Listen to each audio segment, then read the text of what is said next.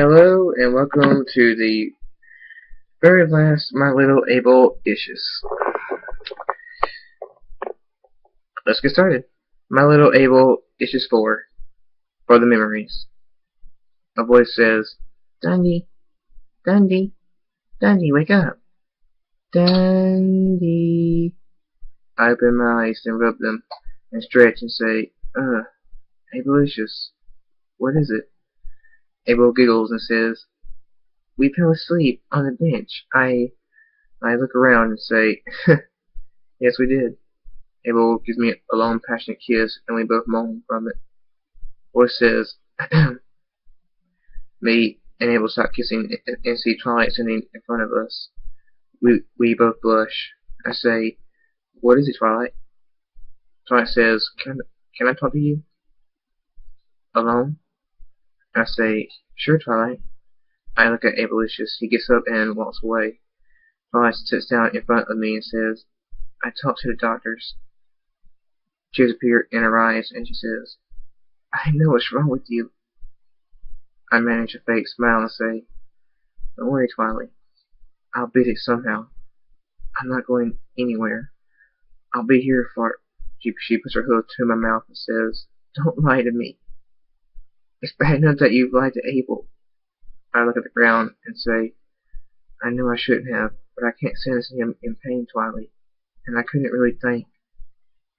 I was just told that I'm dying. I just couldn't get myself to tell Abel that kind of news. Twilight says, I know, but he'll find out. You know he will. I say, I know he will, but I just can't, Twilight. I can't. Whenever I try, it just gets stuck in my stomach. I don't want to see him in that kind of pain. I was already in that when he was taken from me. I know what it's like, Twilight. It hurts beyond imagining. It hurts beyond words. Beyond anything. How am I Abelishis through that? Twilight says, I understand. She stands up and walks away. I stand up inside and walk into Flutters and open her fridge and grab some apple cider. I need to drift away for a while. I don't know when I got drunk or when I went to sleep, but when I wake up, I see Abel asleep in a chair in front of mine. I smile at him. He must have been worried about me. I get out of my chair and pick him up and carry him to the couch and set him down on it and take the cover and cover him up. I give him a quick kiss and say, good night, my little Abelishis, then lay on the floor beside the couch and go to sleep. I wake up with a feeling of fur touching my nose. I open my eyes and say, huh?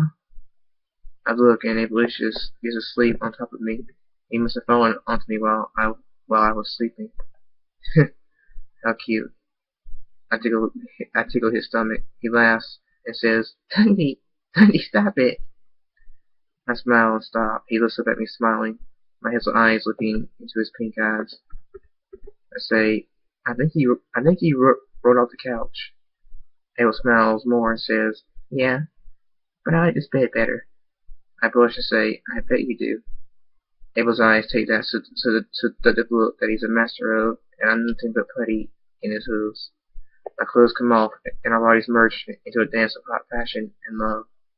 5 hours later, we're done, just laying on the floor, breathing heavy. I start coughing from not being able to catch my breath. I grab around frantically for something to help me. Abel says, Dundee, Dundee, what's wrong? I find an inhaler and puff air into my mouth. My chest relaxes, and I can breathe again. I put the inhaler down and say, nothing's wrong, Abelishis. I'm fine.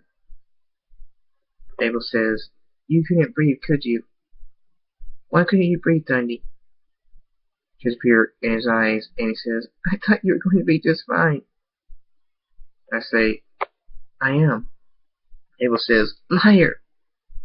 Tears raining down his cheeks now. I look at the floor. Abel says, stop lying to me and tell me the truth.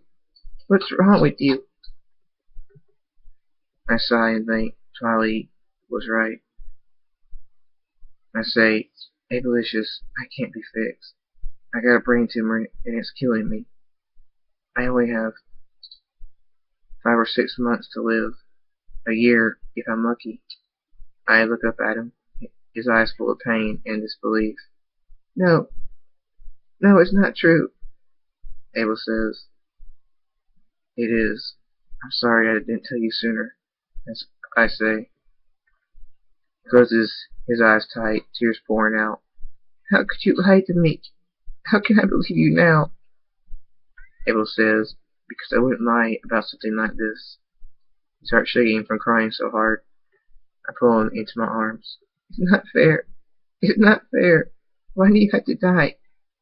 Why did this have to happen? He says, tears run down my face. I don't know, Abelishis. I say, I don't want to live without you. I don't want to lose you. Abel says, I don't want to leave you. Believe me, I don't. He wraps his arms around me, and we just hold each other and cry. First, I walks into the room and immediately knows what's going on. Tears appear in her eyes, and she runs out of the room. It's been 8 months now, and I'm still alive. I have to use an inhaler every day now, but at least I'm alive. My legs shake when I walk, and my arms shake too when I pick something up or try to move them. They say I'll need a wheelchair soon, and somebody to push me around. I said, Does it come with a TV? The doctor said, A what? Abelishis just giggled, and I said, Oh, nothing. See ya, Doctor Who. The doctor said, Doctor what? Abelishis giggled again. 2 weeks pass, and I'm in a wheelchair. Abelishis pushes me around. I told him he didn't have to, but he insisted. It's kind of embarrassing having him and Pushai having to feed me, but when Abelishis bathes me, we get to have some fun.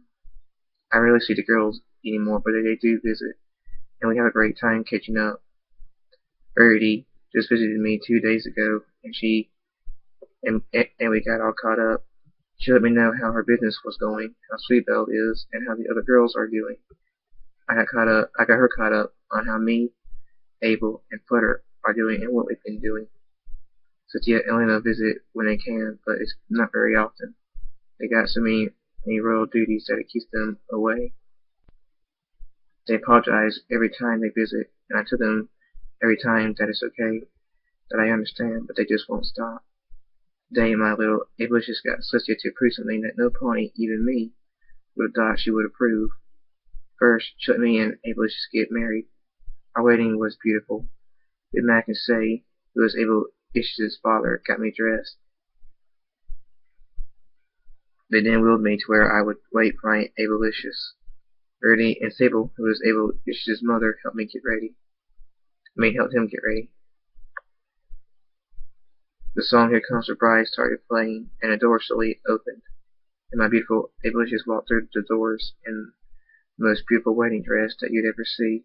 Verity outdid herself. The beautiful white silk of the dress moves perfectly with every movement that my Abelishis makes. He walks up beside me and smiles, and we smile at each other. Just Satya walks up and says, "We got here today to celebrate the bond of these two lovers. If anybody has any reason that these two should not be wed, let them speak now or forever hold their peace." No pony says anything. Just Satya says, "Do you just take Abel as your stallion, to love and hold in sickness and in health, till death do you part?" I say, "I do." Abel smiles even more at me. Just Satya says, "Do you able to pick up as your stallion, to love and hold in sickness and in health, till death do you part?" Abel says, "I do." Just Satya says, then can we have the rings?" Sewell brings up the rings. I have to use my mouth like a pony. I put Abel's ring on him, and he puts mine on me. Just Satya says, "Let these rings be a show of the bondage of your love. Now by the power were invested in me by me, I now pronounce you stallion and stallion. You may kiss the bride." Me and Abel kiss. Everybody cheers. Our honeymoon was amazing. We went down to Naywai.